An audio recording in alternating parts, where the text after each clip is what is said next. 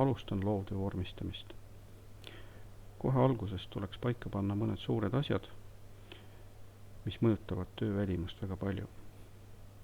Ja esimene suur asi on lehe suurus.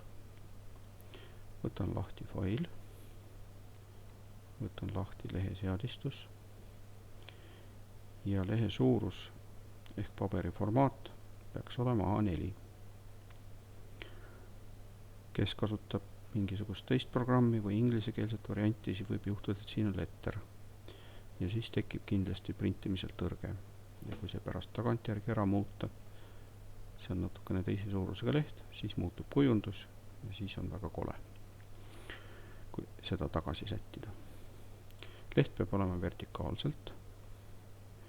Ülemine alumine serv 2,54 cm. Vasak peab olema 4 cm. Parem serv peab olema 2 cm. Okei.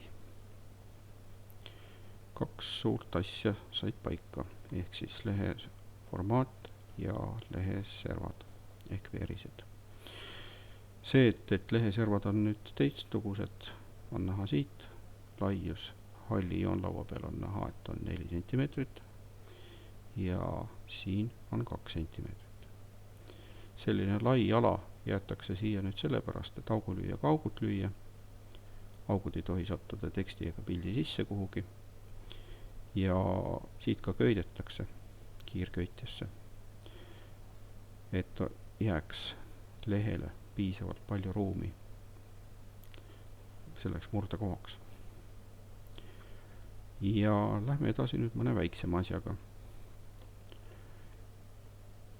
Tekst ei pea olema Arial, vaid Times New Roman.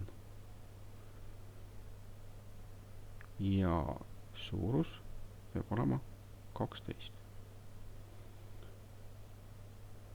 Üldiselt teksti osas peaks olema paigutus või joondus selline, et mõlemad servad jäävad sirgeks, kui hakata juttu järjest kirjutama. Lülitan praegult ka selle sisse. Ja viimane oluline osa on reavahede laius. See peab olema 1,5. Järgmisena võib hakata vaatama tiitellehe vormistamist.